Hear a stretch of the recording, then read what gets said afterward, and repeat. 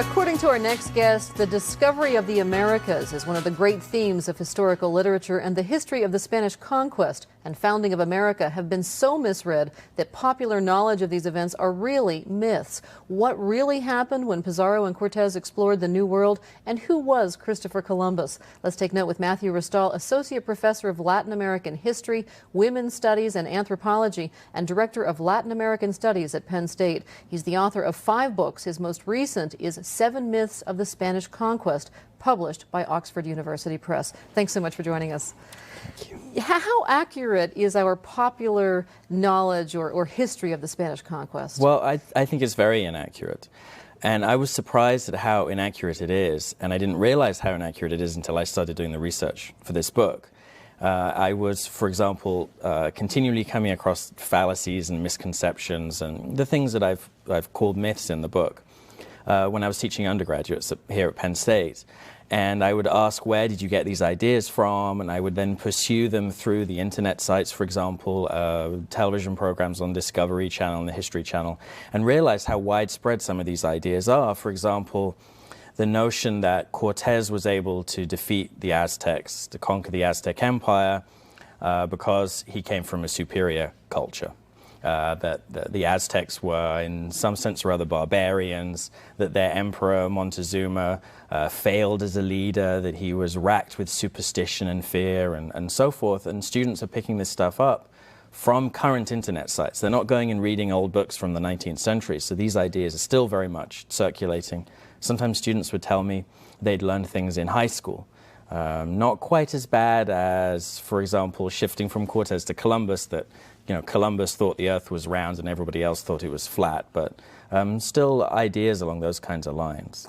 You broke this down into the 7 myths of the Spanish conquest, and there is some significance to the 7 myths because there probably could have been 10 or 12 different myths that you could have exploded. Yes, and I always emphasize when I start talking about this book, whether it's in the classroom or in a setting like this, that I've made up the 7 myths. Now, I haven't invented everything in the book, but I invented this construction of the 7 myths. And why the number 7? It could have been more than that. And as I was writing the book, I realized at various points that I could have broken some of these myths down and ended up with 10 or 20. The reason I chose 7 is because I think it's a little bit of a magic number. It's a magic number in our culture, and there are also examples of 7 being a magic number in some of the cultures relevant to the book, native cultures of the Americas, and so forth. And also, as sort of a practical reason, it means that each chapter is a reasonable length. You can read it in each chapter in 20 minutes if you're a fast reader, and then the total length of the book is about the right length for a book. So there's a sort of a practical consideration as well. Now, give us an idea of the array of sources that you investigated to come up with what you think is the true story of the Spanish conquest. Well, the true story, we'll get to the true part in a minute, but I started with archival sources because of the work that I had been done on previous books. So by archival sources, I mean documents written in the 16th, 17th, 18th centuries that I found in archives, mostly in Mexico and in parts of Mexico, because that's the area where my previous specialties were, the books that I've written. And to some extent also in Spain, because that's where the Spanish imperial archives are, and mostly in Seville, but also in Madrid. So I started with that kind of material and then moved on to published primary sources. In other words, accounts written by conquistadors themselves that have been published. Many of these have been published in English and are very widely available and are used in the classroom. So I moved on to those, and then from them on to what we might call more sort of popular sources, including television programs, Hollywood movies, textbooks, and so on. And at that point, then the source base exploded, and I had to begin to create some limits and actually start writing the book. Otherwise, I'd still be researching it. Just how accurate were these histories? My sense is that as you read each one, not one is completely factual, or it's certainly from one person's perspective. Right, well that's where the project gets complicated. And in the original version of the book, there was an introduction that was much longer and delved into theory and so forth. And when I started talking about that with the editor of the press, she said, "You're going to lose readers with this introduction here. It's much too academic. This is speaking to a very small audience." So I had to strip that down and try to communicate these ideas in a more direct way, and I think that was a very helpful process for me. And what these ideas are really is to do with the nature of history itself, not just about the history of the Spanish conquest in the Americas, but how history is generated and produced, beginning with the events themselves. While the events are going on, they're being described and promoted or condemned in certain ways, and those ways lay the foundations for how that history develops. With the case of the Spanish conquest, it's unusual for an event that took place hundreds of years ago in the 16th century in that there were accounts being written by people who participated in it and published in multiple languages at the time. And so the foundation for the way in which this history was going to be viewed was laid in a very sort of profound and interesting way, and didn't give subsequent historians much of a chance to change the story. And it hasn't changed that much in the last 500 years. Okay, you begin in the first chapter talking about Bernal Diaz, a member of the Spanish expedition led by Cortez. Yeah. And he wrote what he saw when he first laid eyes on that Aztec city. He said he was literally lost for words. Give us an idea of what he saw and how that was interpreted or written about. And why it was so amazing to him. Well, I think there were several things going on. One was that the Spanish assumed that they would not be able to find or discover a native society that was as impressive as the ones they'd left behind in Europe. There was not really a racism, I think it's too early in the 16th century to use that word, but certainly an ethnocentrism, that what they expected is that people in the Americas would be barbarians. And there's a little bit of a contradiction because they were also looking for empires and cities of gold and so on. But I don't think they were prepared for something along the scale of the Aztec capital. Tenochtitlan, the setting was absolutely spectacular, with this lake, which is now covered by Mexico City, the mountains, volcanoes included all around that lake, and then this city built on an island in the lake, but it covered the entire island, and the island was crisscrossed with canals, so it looked as though the city was floating on the lake. You couldn't really see the land beneath the houses. And how could barbarians have created such a sophisticated city? Exactly. And there are hundreds of thousands of people living on that city and in the communities all around the edge of the lake as well. So you've got a beautiful natural setting, an extraordinary scale, the engineering feat of building this city, the canals, the causeways, the whole thing. And Spaniards had never seen anything like it. I mean, there was nothing like it in Europe. The comparisons they're drawing is sometimes to Venice, because Venice has canals, but Venice, in terms of scale, is much smaller, and you can't get a view of Venice like that. There isn't a high mountain that you can look down on and see Venice. So as they came through the mountain pass, it's almost as though they were sort of up in an airplane getting this aerial view of the city.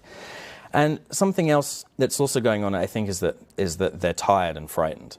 They've been marching for many months, gone through many battles. They've narrowly survived. All the Spaniards have suffered wounds. They're only still alive because they've managed to establish alliances with other native groups.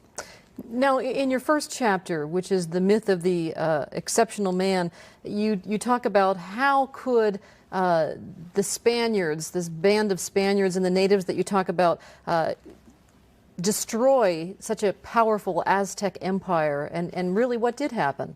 Conquer probably is not the right word. Well, that question is at the heart of this whole project, and that's usually the question that begins any discussion of the conquest. And that's the discussion that was introduced at the beginning of accounts of the conquest by the conquistadors themselves as a way of promoting what they'd done. Say, look, there was only a few hundred of us, and we conquered.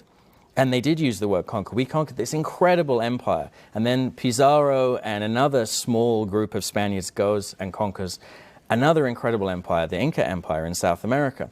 So they promoted it in terms of this extraordinary contrast in numbers. Right? Just a small number of Spaniards with hundreds of thousands of Indians, right, who control this enormous empire. So everything is larger than life and is described in superlative terms. And the weaponry was exaggerated as well, was it not?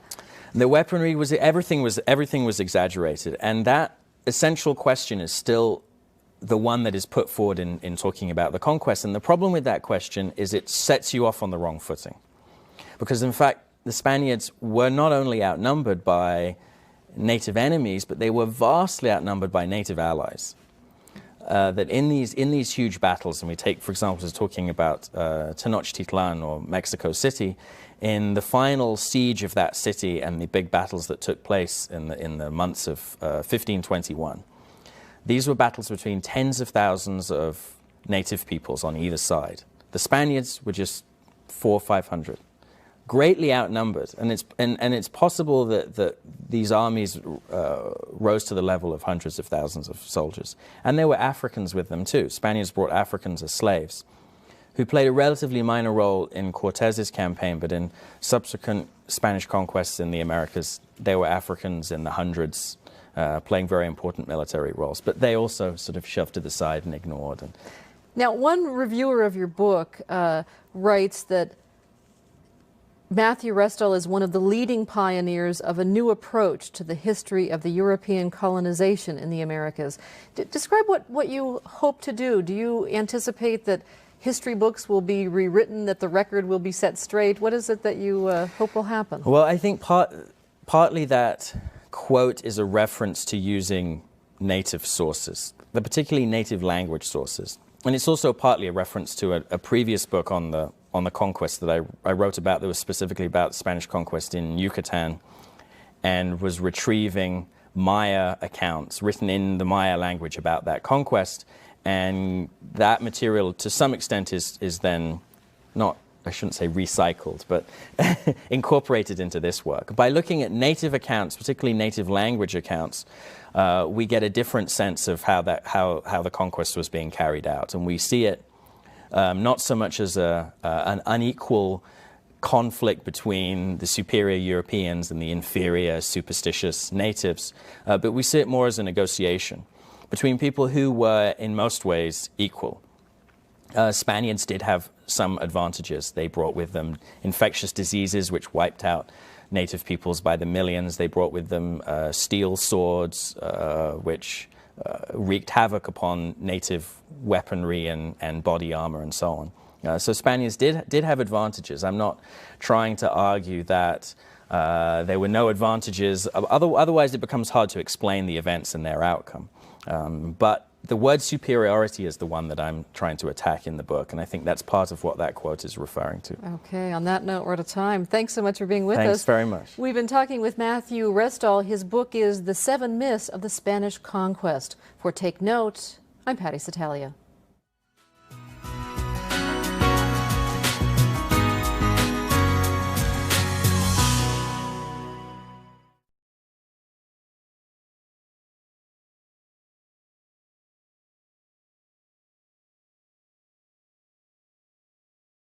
A copy of the program you've just seen can be purchased through Penn State Media Sales at mediasales.psu.edu or by calling 800-770-2111.